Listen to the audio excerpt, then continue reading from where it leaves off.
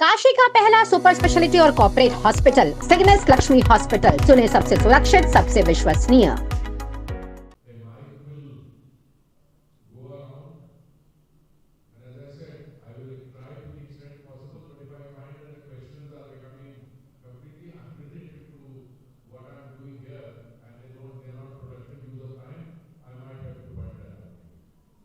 आपके अगल बगल में माइक मिल जाएगा, हमारे लोग आपके साथ हैं। आप अपना मंत्री जी, मैं सुधीर, हिंदुस्तान टाइम्स से। मैं ये जानना चाहता हूँ, 2015 में, शायद आपको पता नहीं होगा, 2015 में, और अगर पता हो, यहाँ पर इलेक्ट्रिक बैटरी ऑपरेटेड बोट्स का बहुत धूमधाम के साथ इनॉग्रेशन हुआ था। कई जगहों पर चार्जर्स लगाए गए थे। आज एक भी इलेक्ट्रिक बैटरी ऑपरेटेड बोट्स नहीं है, सारा वो प्रोग्राम फेल हो गया। मैं ये जानना चाहता हूं कि क्या गेल भी उसी तरीके से करेगा? स्टेशंस कैसे सस्टेनेबल होंगे? नंबर 2, जो आप पीएन प्राइसेस की बात कर रहे थे, वो प्राइसेस ऐसा क्या होता है कि फ्लक्चुएट करते हैं? मतलब जो कच्चा तेल होता है उसके प्राइसेस फ्लक्चुएट करते हैं, लेकिन उसके बाद भी आम आदमी को उसका फायदा नहीं मिलता। सरकार को इसके लिए किस तरीके के कदम, मतलब आप बताइए कि क्या करने की जरूरत है, जिससे मैं आपसे जानना चाहता हूं, जिससे आम आदमी को उसका फायदा मिले। ये सच बात है कि देखिए, आपका सवाल बिल्कुल लेजिटिमेट है और मैं समझता हूं आपके सवाल के अंदर एक चिंता भी है। मैं समझता हूं ये चिंता ये होनी चाहिए हमें कि अगर सप्लाई लाइंस डिसरप्ट हो रहा है। सप्लाई लाइंस का मतलब है कि जो जहां से कच्चा तेल आता है, स्ट्रेट्स ऑफ हॉर्मूज, अगर वो तेल आना बंद हो जाए तो ये आपकी चिंता बिल्कुल सही है। मुझे विश्वास है, विश्वास नहीं, और एक तरफ से हमारी तरफ से प्रार्थना भी है कि ऐसा ना हो। पर अगर ऐसा होगा तो क्या उसके कॉन्सिक्वेंसेज होंगे हमें से किसी को नहीं पता। पर मुझे ये भी उम्मीद है कि बाकी सारे प्लेयर्स जो हैं इसमें से कोई भी नहीं चाहता कि ऐसे हो। बाकी वैसे ही जो इकोनॉमिक परफॉर्मेंस है, अगर कच्चे तेल का दाम बढ़ता है तो ज़्यादा दाम होने से वैसे ही डिमांड गिर जाती है। 2008 में भी यही हुआ। तो मुझे लगता है कि हम लोग इसको बड़ी अच्छी तरह मॉनिटर कर रहे हैं और इसमें कोई इस समय तो कोई ज़्यादा चिंता की बात नहीं है। अभी भी नौका चालक जो है वो सीएनजी से बचाव कर रहे हैं, उसका रीज़न क्या है? गेल कंपनी क्या कर रही है, किस तरह से उसको सुझाव दे रही है, क्या कुछ उनके लिए लेकर आई है कि वो करना नहीं चाह रहे हैं गेल कंपनी के साथ काम? देखिए, आपका जो टोन है ना, जब से पेट्रोल और डीजल का काम बंद हुआ है, गेल वाले कर्मचारी ये नहीं कर रहे। पहले तो सारे हम समझ लें क्या है। कोई पेट्रोल और डीजल का काम बंद नहीं हुआ। एक आप कंज्यूमर है, मान लो आप कहीं कोई कारखाना चलाते हैं, आप कारखाना चला रहे हैं डीजल को इस्तेमाल करके, हम ना आपको कह सकते हैं कि आप डीजल ना इस्तेमाल करिए, हम आपको इंसेंटिवाइज कर सकते हैं कि देखिए डीजल की जगह हम कोशिश करेंगे आप सीएनजी ले लीजिए, और सीएनजी लेने से आपको ये फायदा, क्या फायदा है? एक तो पोल्यूशन कम होगी, दूसरा आपको साल में 36 लाख रुपए की बचत भी होगी। तो ये ऐसा होता है। ये कोई सीएनजी के अधिकारी क्या कर रहे हैं, वो क्या कर रहे हैं, ये सही नहीं है। अगर एक साल में जो मैंने देखा है, जब मैं आया था मैंने ये रेस करवाई और हमने 850 जो बोट्स हैं उसमें 700 ऑलरेडी हमने कन्वर्ट कर ली है सीएनजी में। इसका मतलब जो अधिकारी कुछ अच्छा ही काम कर रहे होंगे, नहीं तो कहां से हो जाती। और कोई सवाल? नहीं, मैं अभी मेरे पास और भी चीजें कहने के पहले ये सवाल सुन लो।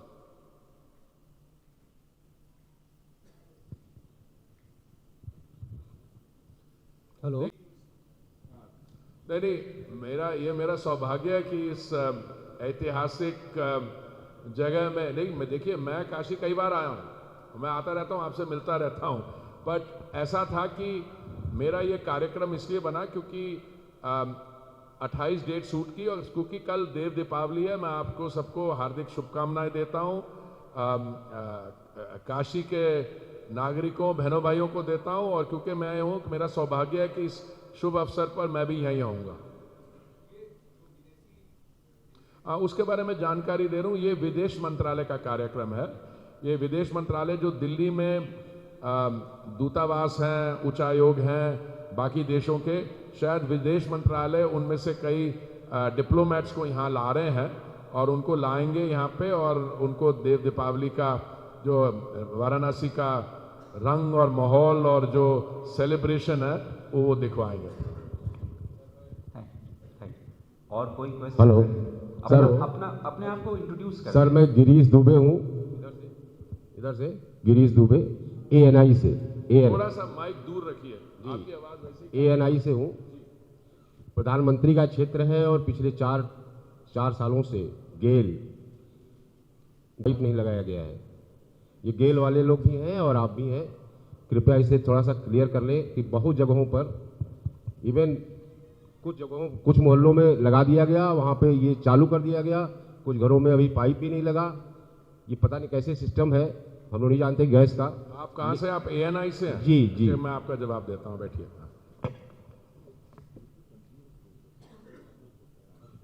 जिस शहर में भी पाइप लगाने आप जाते हैं तो आपको लोकल जो कंडीशंस हैं उस पर काम करना पड़ता है, समझे ना। और यहाँ पे खास करके वाराणसी में ये कोई साधारण शहर नहीं है। यहाँ आप कहीं खुदाई करेंगे, कोई आपको समस्याएं, हाँ, पानी की पाइपलाइंस बाकी है, क्योंकि ये बहुत एक पुराना और ऐतिहासिक हजारों साल पुराना शहर है। तो ये काम स्लोली हो रहा है, इसलिए नहीं कि वो एक गो में एक पाइप लग जाए और सारा कवर हो जाएगा। तो इसलिए ये काम इन प्रोग्रेस है और बहुत अच्छे तरीके से, मेरे पास आंकड़े हैं, वो स्टेटिस्टिक दे दो कितने हाउस होल्ड हुआ। 32,000 घर हो गए, 40,000 घरों को और आने वाले समय में हो जाएगा, और 2 व्हीलर्स 3 व्हीलर सब बोर लग जाएंगे। एक आपने तो भाई साहब सवाल पूछ लिया और आपकी वो लाइट ऑन है पिछले वाली। अच्छा वो फ्लैश है, नहीं आपने पूछ लिया। अभी किसी और भाई साहब के बाद जाते, फिर आते हैं लौट के बाद। हेलो सर, मैं आलोक श्रीवास्तव काशी वार्ता अखबार से हूँ। सर आप सवाल पूछा। यहाँ छोटे छोटे स्तर पर क्या ग्रीन हाइड्रोजन के लिए छोटी छोटी कंपनियां नहीं बनाई जा सकती जो बायोमास से ग्रीन हाइड्रोजन? नहीं, बायोमास से हम कंप्रेस बायोगैस के प्लांट्स लगा रहे हैं जी। और मैं आपको बता दूं, हमारी जो OMCs हैं वो उत्तर प्रदेश ने एक बायोफ्यूल पॉलिसी भी लाई थी। बड़ी प्रोग्रेसिव स्टेट है उत्तर प्रदेश, उन्होंने लाई थी, और हम ऑलरेडी इन टच हैं। और कोई 40 या 45 compress biogas plant Uttar Pradesh में बनने जा रहे हैं जल्दी। कईयों में तो ज़मीन भी आइडेंटिफाई हो गई है। हमारे OMCs ने अपना पैसा भी, उसके जो इन्वेस्टमेंट है वो भी तैयार कर लिया। तो आपका जो सवाल है बिल्कुल सही है। बायोमास से कंप्रेस बायोगैस, अभी ग्रीन हाइड्रोजन का जैसे काम है, मैंने बताया ग्रीन हाइड्रोजन का, अभी देखिए कॉस्ट ऑफ ग्रीन हाइड्रोजन को नीचे लाना। अभी तो इलेक्ट्रोलाइजर मैन्युफैक्चर की बात हो रही है, और सरकार की तरफ से, मैंने पिछले सवाल का जवाब देते मैं शायद भूल गया, सरकार ने एक और बहुत बड़ा निर्णय लिया है कि हमारी एक स्कीम है productivity linked incentive scheme PLI, उसमें 19,700 करोड़ का प्रावधान किया है। तो इलेक्ट्रोलाइजर बनाना चाहे और इलेक्ट्रोलाइजर बनाने में कुछ और काम करना चाहे तो इसको ड्रॉ कर सकते हैं। जी, कुछ छोटी कंपनियां मैंने देखी जो हाइड्रोजन बना रहे हैं बायोमास से, लेकिन वो अपने अस्तित्व की ही लड़ाई कर रहे हैं। वो चाहे कंप्रेसर के लिए परेशान है या देखिए परेशान तो होंगे। ग्रीन हाइड्रोजन बनाने के लिए आपको क्या चाहिए? आपको low cost green solar energy चाहिए, वो हमने डेमोन्स्ट्रेट कर दी है। पर अगर बहुत छोटी कंपनी होगी तो उसमें इन्वेस्टमेंट कर पाएगी, नहीं कर पाएगी। दूसरा, आपको इलेक्ट्रोलाइजर चाहिए। अगर आपके पास इनएक्सपेंसिव ग्रीन सोलर एनर्जी है तो आपके पास इलेक्ट्रोलाइजर पे डालिए, उससे हाइड्रोजन फ्यूल सेल जो भी काम करिए, ये काम बहुत ज़बरदस्ती तो बड़ी तेज़ी से हो रहा है। पर जैसे मैंने अभी पिछली अपनी एक बैठक में बोला, हमारे जो IOCL के चेयरमैन हैं, इन्होंने 2 हाइड्रोजन फ्यूल सेल बसेस का उद्घाटन मेरे से कराया। आज बता रहे थे 3 और ले आए हैं, और उन्होंने वादा मुझसे किया पब्लिक में कि दिसंबर के आखिर तक 15 hydrogen fuel cell buses operational होंगी। पर इसमें हम तो इंकरेज करेंगे सबको, छोटे एंटरप्रेन्योर को, मीडियम सबको, पर इसमें टेक्नोलॉजी को समझने में, टेक्नोलॉजी में इन्वेस्टमेंट करने में अभी इकोनॉमीज ऑफ स्केल चाहिए होंगी। Thank you sir. चाहते थे मैं आपको सिर्फ एक ही एडवाइस दूंगा, आप कोई भी मीडियम में जाएं, चाहे वो इलेक्ट्रिक हो या हो, आजकल के दिन में इलेक्ट्रिक व्हीकल खरीदना कोई रिस्क नहीं है। रिस्क इसलिए नहीं है क्योंकि दबा के इलेक्ट्रिक चार्जिंग स्टेशन लग रहे हैं। अभी मेरी जो ऑयल कंपनीज है, मेरी कहता हूं मतलब सरकारी जो ऑयल कंपनीज हैं, सब मिला के इनका एक प्रोग्राम है कि ये 22,000 चार्जिंग स्टेशन लगा रहे हैं। नए नहीं लगा रहे, जो इनके पेट्रोल पंप्स हैं वहीं पे इलेक्ट्रिक चार्जिंग भी हो रही है। और अभी तो बिल्कुल सारा माहौल ही बदल गया। हमारा 70% जो हमारा व्हीकुलर ट्रैफिक है वो 2 व्हीलर 3 व्हीलर का, और ज्यादातर वो रिप्लेसेबल बैटरी पे चलते हैं। वो हमारे यहाँ by the way Sudhir ji 6 crore लोग, 6 करोड़ ही है ना, हाँ 6 करोड़ लोग रोज पेट्रोल पंप में जाते हैं किसी किस्म का पेट्रोल डीजल बैटरी चेंज करने के लिए। पर 70% हमारा 2 व्हीलर 3 व्हीलर है व्हीकुलर ट्रैफिक में, और वो रिप्लेसेबल बैटरी पे चल रहा है। बस एक बात और पूछनी थी कि ये जो 22,000 चार्जिंग स्टेशन हैं, ये ऑल ओवर इंडिया हैं या यूपी में? All over India. और दूसरी बात मंत्री ऑल ओवर जी, इंडिया कि क्या 2024 आम चुनाव के पहले पेट्रोल डीजल और गैस के दाम फिर से एक बार कम होंगे? सुधीर जी, आप तो इतने वरिष्ठ पत्रकार हैं, पेट्रोल डीजल का दाम किसी चुनाव के साथ इसका कुछ ताल्लुकात नहीं होता।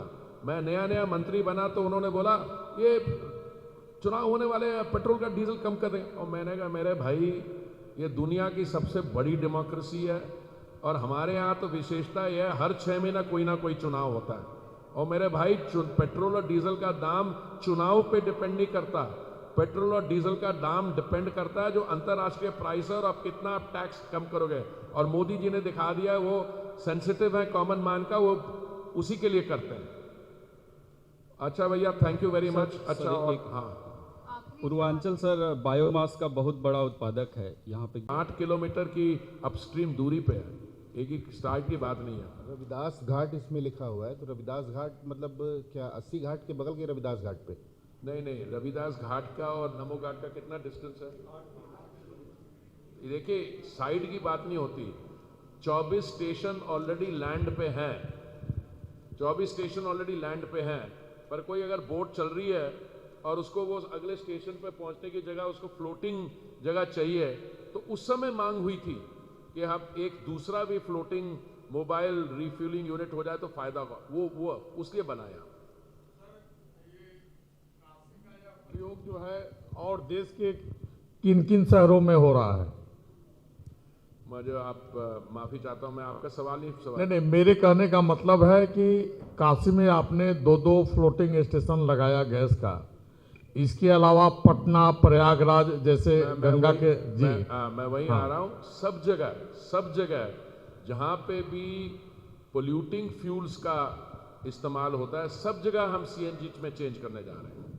ये सिर्फ ये वाराणसी में इसकी शुरुआत हुई है, पर ये इसका ये मतलब नहीं। देखिए, मैं आपको ओवरऑल बनाता हूं हम क्या कर रहे हैं। हम गैस की अवेलेबिलिटी को बढ़ा रहे हैं।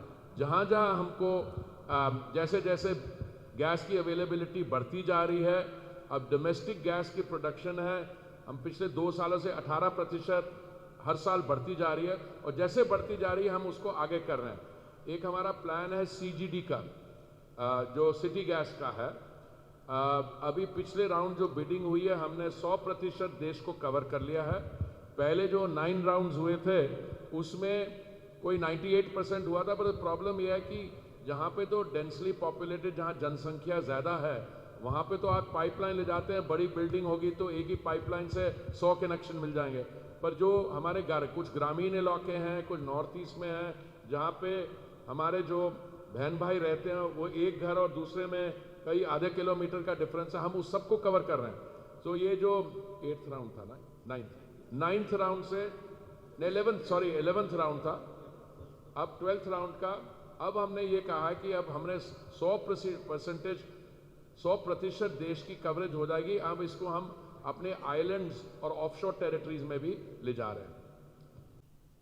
हमने ये डेमोन्स्ट्रेट कर लिया है कि एक यूनिट ग्रीन क्लीन एनर्जी जो सोलर एनर्जी से बनती है, हमने उसका दाम 25 सेंट से एक यूनिट का लेके 3 सेंट तक हम ले आए। तो हमने ये तो साबित कर लिया कि हमारे पास चीप नहीं, इनएक्सपेंसिव ग्रीन एनर्जी है। उसके अलावा आपको चाहिए इलेक्ट्रोलाइजर। दुनिया का कोई भी इलेक्ट्रोलाइजर मैन्युफैक्चरर जो है इस समय भारत में, उन्होंने या कोलैबोरेशन कर ली है या करने वाले हैं। आज ही शाम को गेल के सीएमडी मेरे को बता रहे थे कि इन्होंने एक टाई अप किया है एक फॉरेन कंपनी के साथ, शायद कमिंस नाम है, कमिंस के साथ। इलेक्ट्रोलाइजर टेक्नोलॉजी 3 किस्म की होती है। अभी दुनिया भर में विवाद चल रहा है कि अल्कलाइन अच्छा होगा या पेम अच्छी होगी।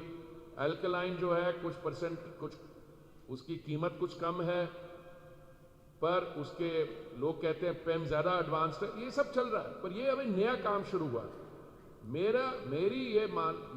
मुझे विश्वास है कि आने वाले समय पे सारा फॉसिल फ्यूल जो है उसकी जगह ग्रीन हाइड्रोजन, जो फ्यूल ऑफ द फ्यूचर है, वही होगा। और आने वाले समय में ज्यादातर ग्रीन हाइड्रोजन, इस पे काम चल रहा है। पर जब तक ये ट्रांजिशन होगी, हमें फॉसिल फ्यूल भी यूज करना है, हम बायोफ्यूल्स भी यूज करेंगे, हम कंप्रेस बायोगैस भी लगाएंगे, हम ग्रीन हाइड्रोजन पे भी काम करेंगे। सारा काम साथ साथ होगा। और जैसे अंतर्राष्ट्रीय स्थिति होगी, मान लीजिए अगर मैंने देखा पिछले 2 साल में, जब से मैं इस विभाग के साथ जुड़ा हूं, जब भी traditional fossil fuel energy market में प्रॉब्लम आती है, एनर्जी ट्रांजिशन ज्यादा तेजी से आगे बढ़ता है। ये मेरा व्यू नहीं है, ये इंटरनेशनल एनर्जी एजेंसी के भी यही व्यू है।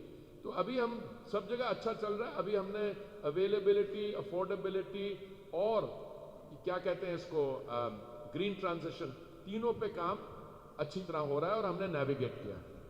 मंत्री जी, वो पेट्रोल का 1.39 लीटर इक्विवेलेंट होता है और डीजल का 1.19, तो उसमें पैसे की भी बचत है, पोल्यूशन में भी है। तो मैंने ये पहला कार्यक्रम था। दूसरा, अपने CSR के थ्रू, कॉर्पोरेट सोशल रिस्पॉन्सिबिलिटी के थ्रू, गेल का 3 देश भर में उत्कर्ष सेंटर है, जहाँ पे हमारे बच्चियाँ जो हैं देश भर में अलग अलग जगह से उनको लाते हैं, उनको स्किल्स ट्रेनिंग देते हैं, उनको मेडिसिन के लिए और उनको इंजीनियरिंग के लिए तैयारी करते हैं। और बहुत, ये 3रा साल है शायद ये सेंटर चल रहा है। और मैंने सुना कि नीट में 30 में से बच्चियां जो अपीयर हुई थी 28 सफल हो गई, दूसरे वाले मेडिकल में 30 में से 29 हो गई।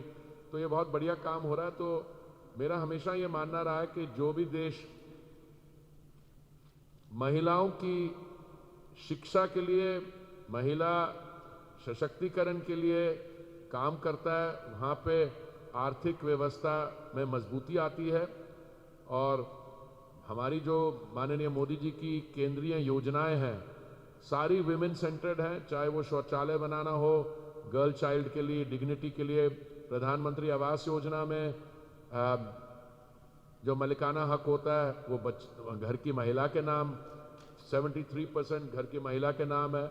और उसके अलावा जो उज्ज्वला योजना, बाकी सारी योजनाएं हैं, ये विमेन सेंटर्ड है। और पीछे तो माननीय प्रधानमंत्री जी ने ये निर्णय लिया कैबिनेट ने, और अब हमारी 33% रिजर्वेशन का बिल भी पास हो गया है।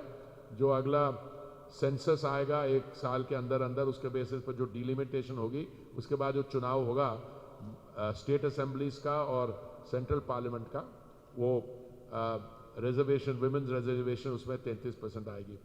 तो उसके बाद मैं गया काशी विद्यापीठ, वहाँ पे मैंने स्टूडेंट्स के साथ इंटरेक्शन की। कोई 200-250 स्टूडेंट थे। और इंटरेक्शन का मतलब नहीं है कि मैंने जाके भाषण दे दिया और उन्होंने सुन लिया और ताली मार ली। नहीं, उन्होंने सवाल पूछे, मैंने कोशिश की, और मैं बहुत इम्प्रेस था कि वो सारे जो सवाल थे वो बड़े टॉपिकल थे कि आप ग्रीन हाइड्रोजन में क्या कर रहे हैं, आप ये बायोफ्यूल्स में क्या कर रहे हैं, और आगे जाके आपके क्या प्रोग्राम हैं। तो ये मेरे 3 आज कार्यक्रम थे, और मैं समझता हूँ उसमें बहुत ज़रूरी कार्यक्रम आपके साथ बैठना, आपके साथ चर्चा करनी, क्योंकि जो हमारे प्लान्स हैं वो तो आप ही फोकस करेंगे, उसमें फिर आगे बात पहुंचेगी। धन्यवाद। देखिए, इस समय स्थिति क्या है कि कच्चा तेल जो है हम इस्तेमाल करते हैं 85% हम इंपोर्ट करते हैं, 85%। इसलिए प्राइस कहां से आती है? जो इंटरनेशनल कच्चे तेल का दाम है उसके साथ आप जोड़िए ट्रांसपोर्टेशन का कॉस्ट, उसके साथ आप जोड़िए इंश्योरेंस का कॉस्ट, उसके साथ आप डॉलर का एक्सचेंज रेट लीजिए, और जो इंपोर्ट करेगा कुछ तो ओएमसीज होंगी और कुछ वो प्राइवेट सेक्टर वाला होगा, वो इंपोर्ट करेगा, अपनी रिफाइनिंग करेगा, उसके कच्चे तेल का पेट्रोल डीजल बनाएगा, एलपीजी बनाएगा, वो अपना मार्जिन रखेगा, और फिर उसके बाद केंद्रीय सरकार जो है उस पर अपनी सेंट्रल एक्साइज लगाएगी, और केंद्रीय सरकार सेंट्रल एक्साइज लगाएगी और हमारे जो राज्य सरकारें हैं वो अब वैट लगाएंगी। तो दुनिया भर में पेट्रोल और डीजल का दाम जो है ऑन एन एवरेज, मैं बात कर रहा हूं यूके, फ्रांस, अमेरिका, 30 से 40% बढ़ा। भारत में 11% 12% कम हुआ है। भारत के आसपास जो देश हैं, दक्षिण एशियाई के देश, वहां पे 70-80% बढ़ा। भारत में कम क्यों हुआ? इसलिए हुआ कि माननीय मोदी जी ने 2 समय, नवंबर 2021 में और मई 2022 में अपना जो सेंट्रल एक्साइज लगता था, केंद्रीय सरकार लगाती थी, उसको 2 समय कम किया, और 13 रुपए और 16 रुपए पेट्रोल और डीजल का दाम कम हुआ। उससे क्या हुआ? हमारी जो बीजेपी की राज्य सरकारें थी उन्होंने भी अपना वैट कम किया। तो एक समय महामारी के दौरान जब ये चीज शुरू हुई थी, जब 80 करोड़ से अधिक हमारे नागरिकों को दिन का 3 समय का ड्राई राशन दिया जा रहा था, हमने पेट्रोल और डीजल का दाम भी कम किया। इस समय दुनिया भर में भारत एक ऐसा देश है जिसने 2 साल में 11-12% दाम कम हुआ। जहां पे गैस की प्राइस है, जब ये रूस और यूक्रेन का युद्ध हुआ उस समय ये जो इंटरनेशनल बेंचमार्क है हेनरी हब, इसका दाम 250% से ज्यादा ऊपर गया, एक बार 310% भी गया था। पर इंडिया में हमने सिर्फ इसको 50% बढ़ने दिया, 50 से थोड़ा ऊपर बढ़ने दिया। फिर हमने और भी रिफॉर्म किए। हमने जो गैस प्राइसिंग का फॉर्मूला था, पहले क्या था, वो साल में एक बार होता था, और 4 वो जो इंटरनेशनल बेंचमार्क से उस पर होता था। फिर हमने देखा, मैंने कहा एक तो है जो बिल्कुल इनऑपरेटिव है यूके वाला, एक और भी इनऑपरेटिव था। फिर हमने कहा साल रुकने की जगह हम इसको क्या 15 दिन में, 1 महीने में इसको रिव्यू करके, और हमने इस पे एक सीलिंग प्राइस लगाई और एक बेस प्राइस लगाया, एकदम गैस का प्राइस उससे कंट्रोल हो। हेलो मंत्री महोदय, मैं पीयूष आचार्य न्यूज़ 24 चैनल से हूँ जी। मेरा एक सवाल है कि इजराइल और हमारे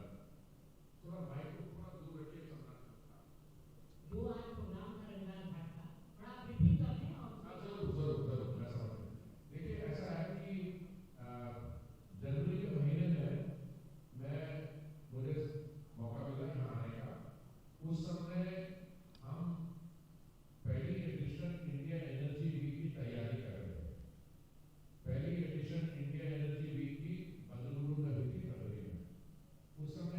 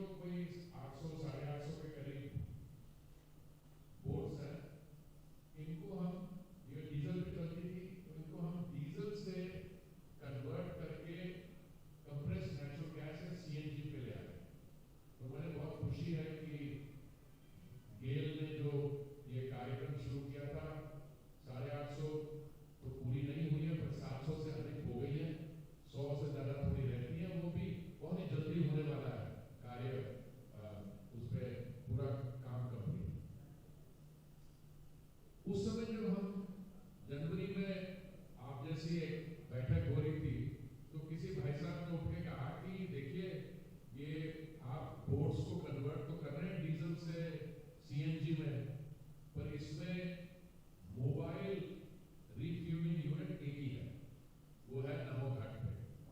तो क्या ये पॉसिबल है कि एक दूसरा भी मोबाइल रिफ्यूलिंग यूनिट आप बना सकेंगे? तो क्योंकि मैं मंच पे था, अकेला बैठा था, मैं सीएमडी गेट से मैंने पूछा तो उन्होंने उस समय कहा जरूर हम इसको बना लेंगे और हम 1 साल के अंदर दूसरे मोबाइल एमआरयू को ऑपरेशनलाइज कर जाएंगे। तो जनवरी में बात हुई थी, 1 साल पूरे होने में अभी 2 महीने हैं, तो मैं इनको बधाई देना चाहता हूं, इन्होंने काम कंप्लीट कर लिया।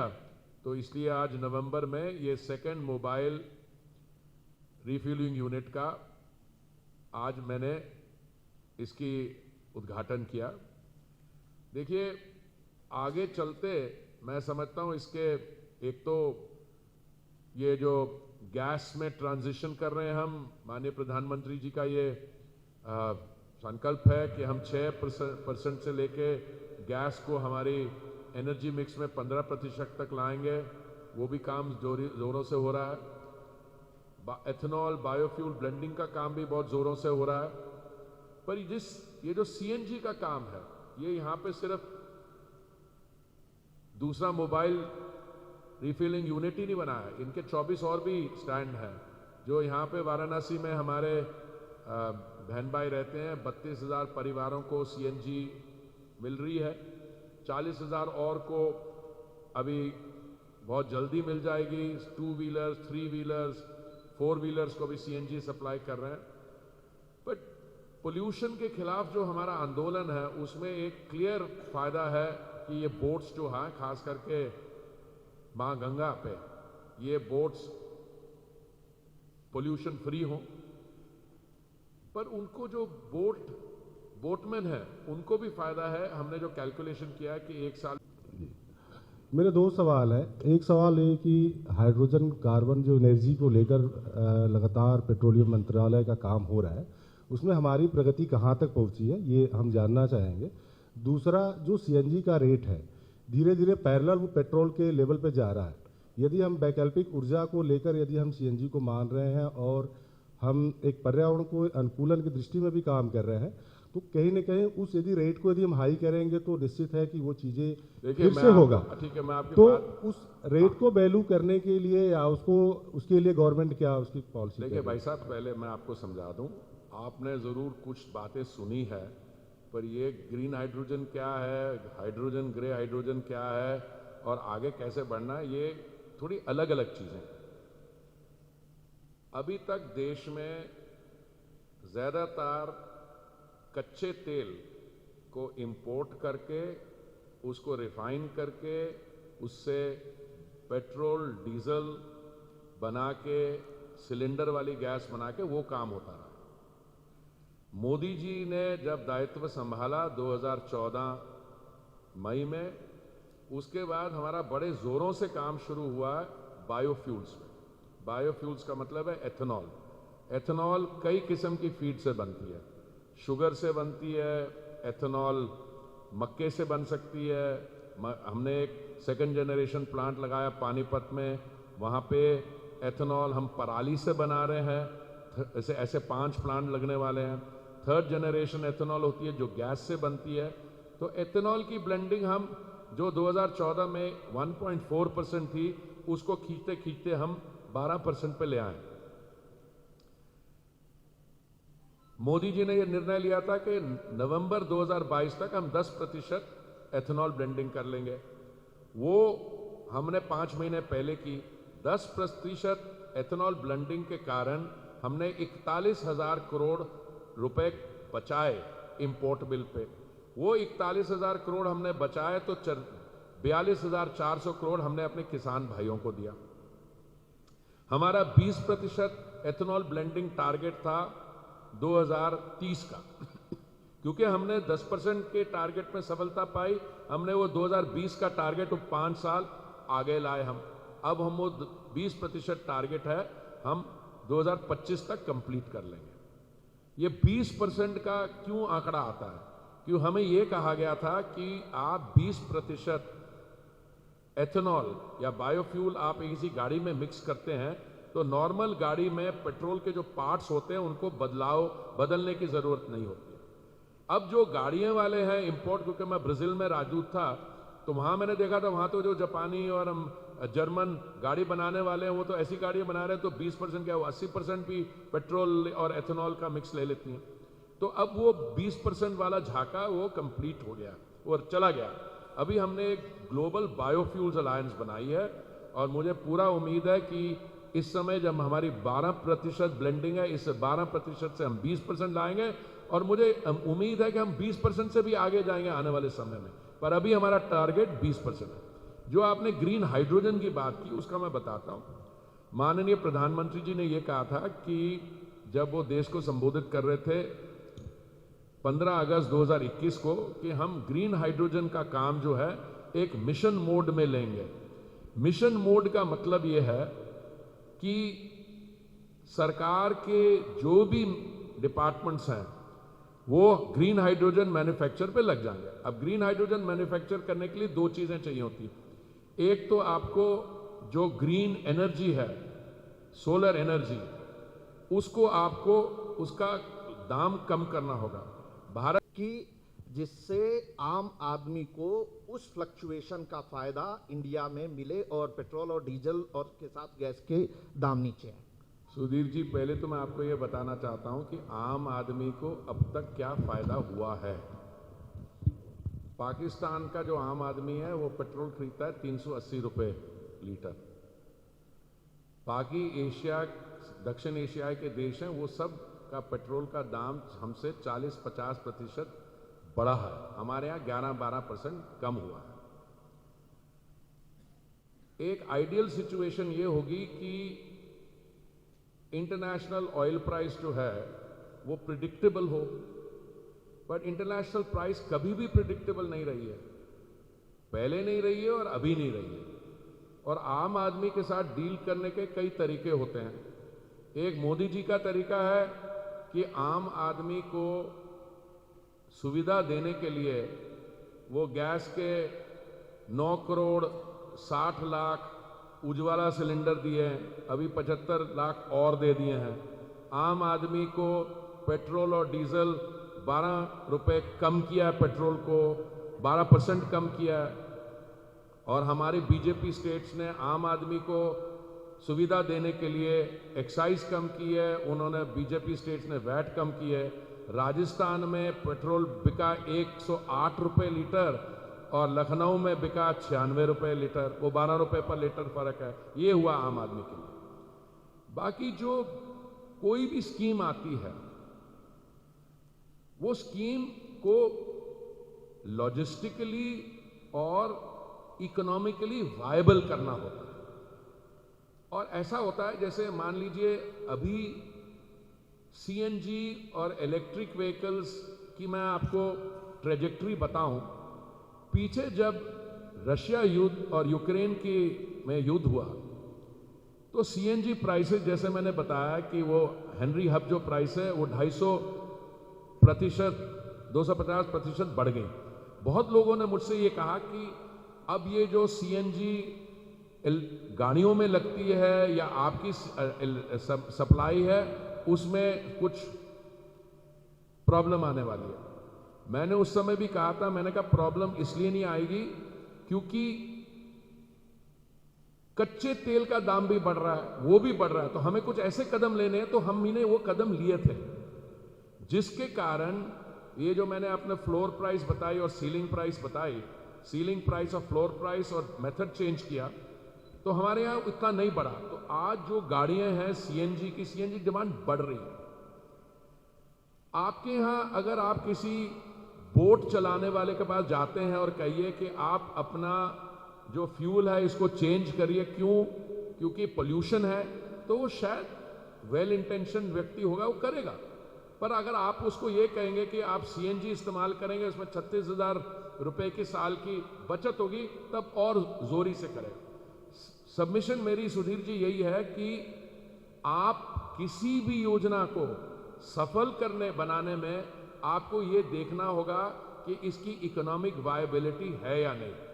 और ज़्यादातर मैंने जो दो मंत्रालय जिनके साथ मैं जुड़ा हुआ हूँ, पेट्रोलियम और हाउसिंग एंड अर्बन अफेयर्स, अभी बीच में मैं सिविल एविएशन था, जो भी मोदी जी की प्रोग्राम्स आते हैं हम इस चीज़ को देख के चलते हैं कि इसकी सफलता हो।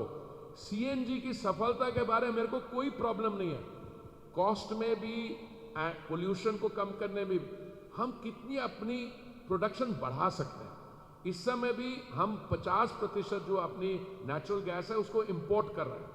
हमारी देश में भी दबा के प्रोडक्शन हो रही है उसकी। अभी 18% पिछले साल से पिछले साल हुई, 18% पिछले साल हुई। अभी न्यू फाइंड्स हुई हैं केजी बेसन में, बाकी जगह भी हम बढ़ाने की कोशिश कर रहे हैं। और हम क्या कर रहे हैं, हम सीएनजी का, सीबीजी का, अभी 3-4 दिन पहले मैंने कुछ एक मीटिंग की थी बायोफ्यूल्स कोऑर्डिनेटिंग कमेटी की, वहाँ पे भी हमने कुछ निर्णय लिए। आपको इंटरेस्ट हो मैं उसके बारे में भी बता दूंगा। सस्टेनेबल एविएशन फ्यूल का बता दूं आपको। एक हमने फ्लाइट चलाई की थी, उन्होंने चलाई, एयर एशिया ने, पुणे से दिल्ली। 1% उसमें उन्होंने सस्टेनेबल एविएशन फ्यूल या एथेनॉल मिक्स किया। तो मैंने पूछा किसी से, अपने कंपनी से, कि अगर हम मैंडेटरी कर दें इसको, 1% कंपलसरी कर दें, तो कितना हमें और एथेनॉल चाहिए होगा। उन्होंने बोला 14 करोड़ लीटर। तो अब हमने एक स्कीम अनाउंस की है, 1 साल तक ये वॉलंटरी रहेगी, उसके बाद मैंडेटरी होगी 1%, 2%, 3%। तो सब जगह ये काम हो रहा है। I now request Honorable Minister Sir to kindly share his view with our friends from the media. Thank you very much.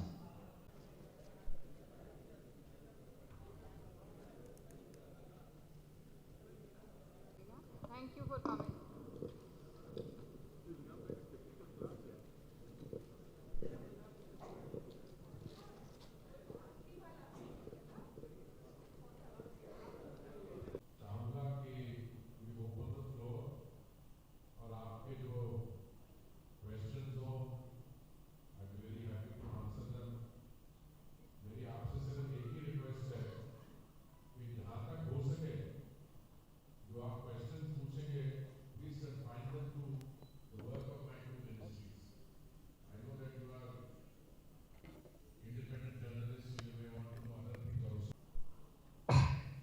Today is very important day for all of us, especially GAIL, and it gives us great pleasure to welcome all of you to this press conference, this press briefing basically, and we are very grateful and honored.